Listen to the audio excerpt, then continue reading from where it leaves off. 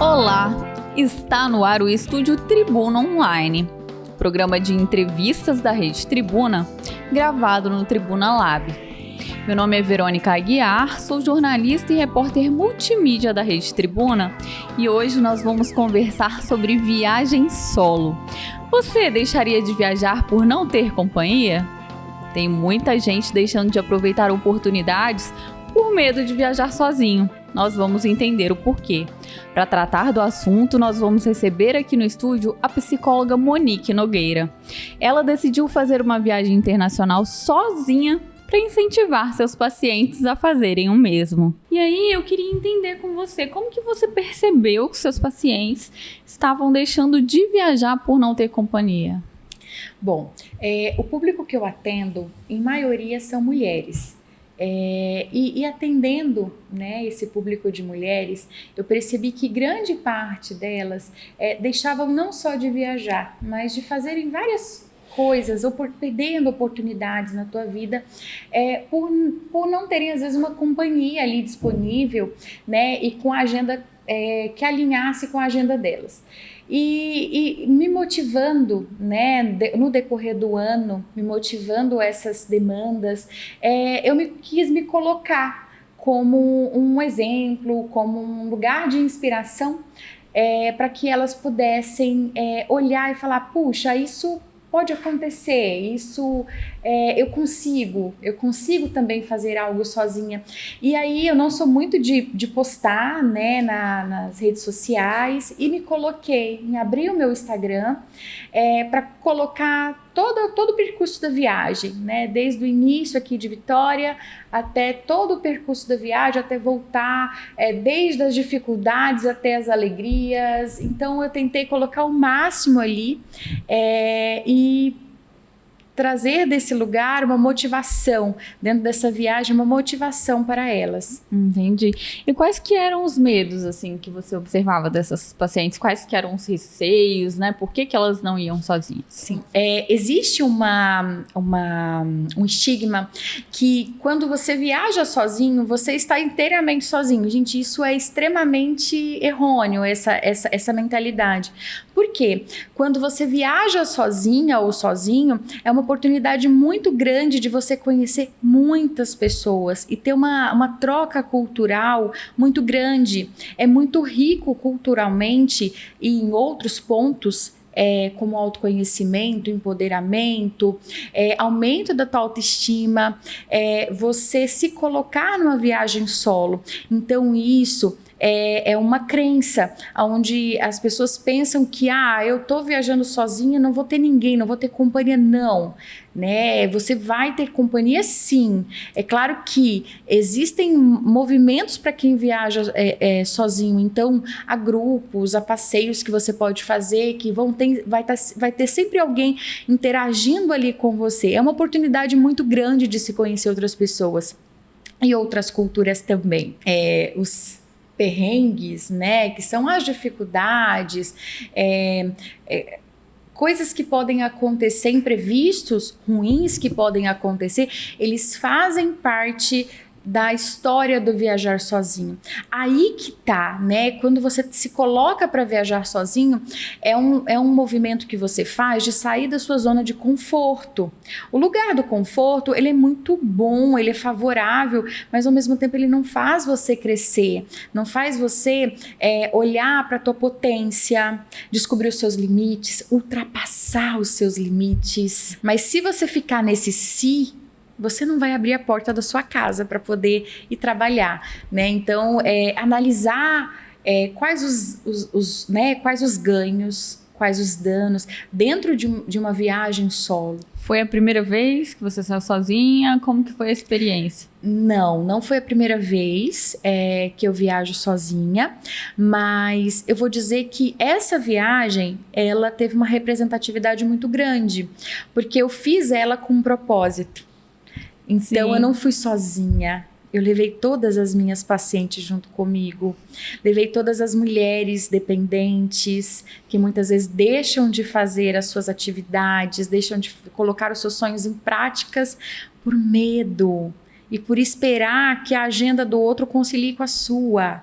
Então eu não fui sozinha. Uma coisa importante é, olha, quando alguém viaja sozinho ou sozinha, não quer dizer que ela não tenha medo.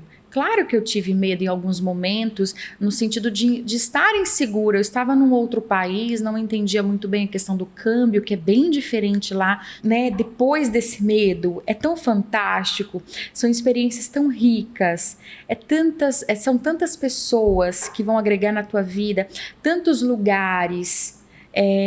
São sensações maravilhosas. Então, claro, tive medo, sim.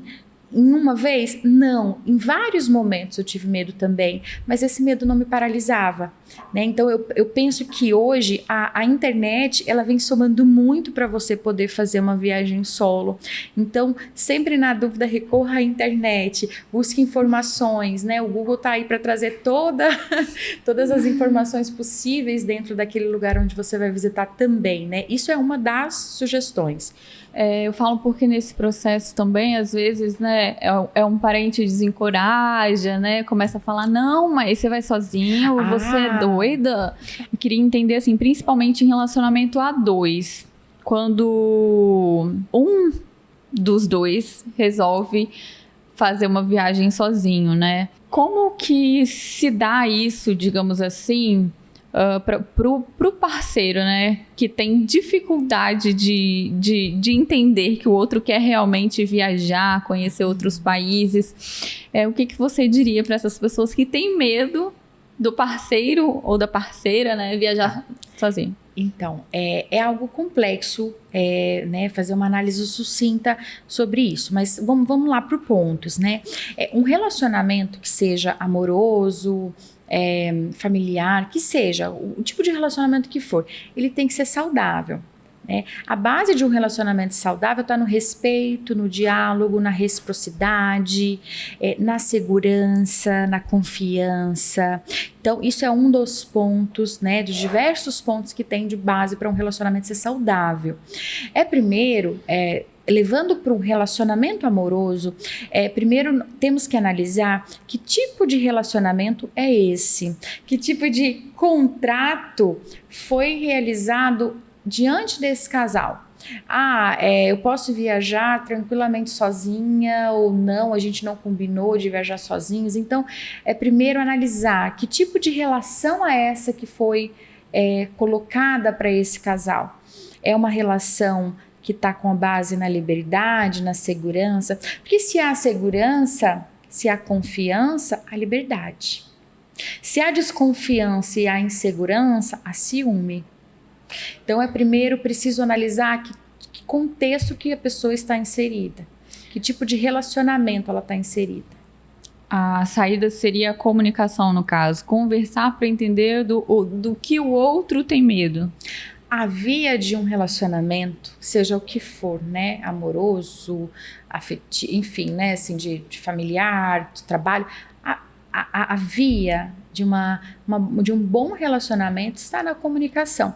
Se não há uma comunicação efetiva, não se há uma relação ali estabelecida. Então, sim, comunicar, o diálogo, a comunicação não violenta, a comunicação empática, amorosa e respeitosa, sim, ela é necessária para o estabelecimento de uma relação saudável. Agora, para quem tem medo de traição, faz sentido? Total. Mas vamos analisar.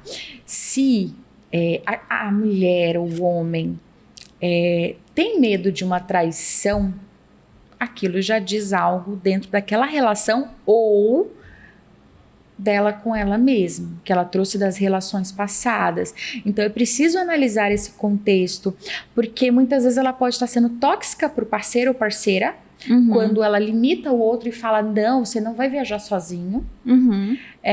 Ou ela pode estar insegura dentro daquela relação e ela está vivendo com uma pessoa egoísta, que muitas vezes pode estar viajando por não também priorizar aquela relação. Tudo é com equilíbrio. Uma relação amorosa, ela tem que ser uma relação recíproca, de doação, Você doa, você recebe dentro de uma mesma quantidade, uma mesma proporção, mas também tem que ser uma relação que tem um equilíbrio da individualidade do outro. É preciso. Uma relação simbiótica, ela não é saudável para o ser humano. E em relação aos familiares, né? Porque às vezes a própria mãe, o próprio pai, não, meu filho, você vai sozinho, minha filha, você vai sozinha. Como deixar essas pessoas mais confortáveis, né? Digamos assim. Sim. Então, são relações e relações, né? Eu falo que, principalmente a mãe, ela é aquele cuidado, né? Eu falo que a mãe coloca o filho no mundo, o pai pro mundo. Então a mãe, ela sempre, né, é muito comum das mães, não vou falar por todas, mas é muito comum, em grande parte das mães, terem muito medo. Então a mãe, ela sempre vai trazer alguma fala que vai remeter ao medo. Ah, mas você vai sozinho, mas isso pode acontecer, mas aquilo. É a mãe dos mais. Né? O pai é o vai, geralmente, tá? Não é todo. A gente tem que analisar o contexto familiar dentro de cada família, mas eu tô falando de uma forma geral. Uhum. Então, mas quando você se conhece, aí é o processo do autoconhecimento. Uhum. Quando você se conhece, você sabe dos seus sonhos, você sabe do seu propósito. Você não vai desistir, você não vai se sentir intimidado com qualquer fala que seja dos seus pais ou de alguém que você respeite muito, Sim. Admire. Mas eu digo no sentido de o que dizer para confortá-los ou o que fazer para confortá-los. Vou me comunicar sempre, vou avisar onde estou, alguma coisa nesse sentido. Sim. Ou não precisa? Sim. Então, essa já é uma resposta, né? É preciso você avaliar que tipo de relação que você está. Uhum. Se não é uma relação tóxica, se é uma relação saudável, aquilo realmente é uma preocupação, sim, por que não avisar? Por que não comunicar? Olha, eu estou aqui. Você também vai partilhando aquela viagem com aquela pessoa e isso, além, né, de trazer um conforto para quem está do outro lado, também traz uma segurança para você quando você comunica aonde você está, os seus planos dali, para onde você vai, se vai para um outro país, vai fazer algum tipo de passeio. Como que alguém pode fazer, assim, para superar esses medos e buscar novos momentos sem precisar de companhia? Tem como ir dando pequenos passos? Com certeza tem. Eu falo que todo processo, a semente ela é plantada num dia, mas ela não floresce no mesmo dia. Então, é um processo. Eu fortaleço e valorizo muito o processo de psicoterapia, mas existem outros movimentos que você pode fazer na tua vida que não é a psicoterapia, mas também pode ser terapêutico. Então, o medo, ele só tem uma forma da gente passar por ele, enfrentando. Só que o medo, eu falo que você vai desensibilizando aquele medo. O que é desensibilizar?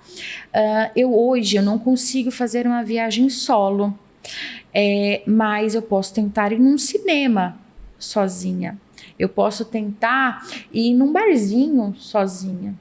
Eu posso tentar fazer algum movimento que me gera um desconforto e me colocar ali sozinha, tentando curtir a minha própria companhia.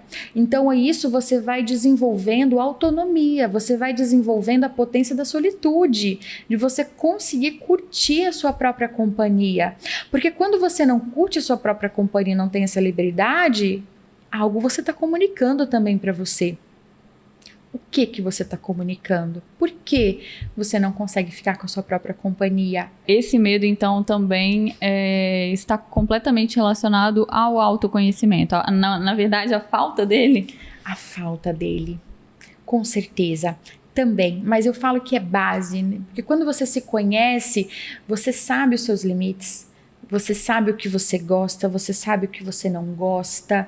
Então, você é mais consciente. O autoconhecimento, ele te leva a ser uma pessoa mais consciente na vida.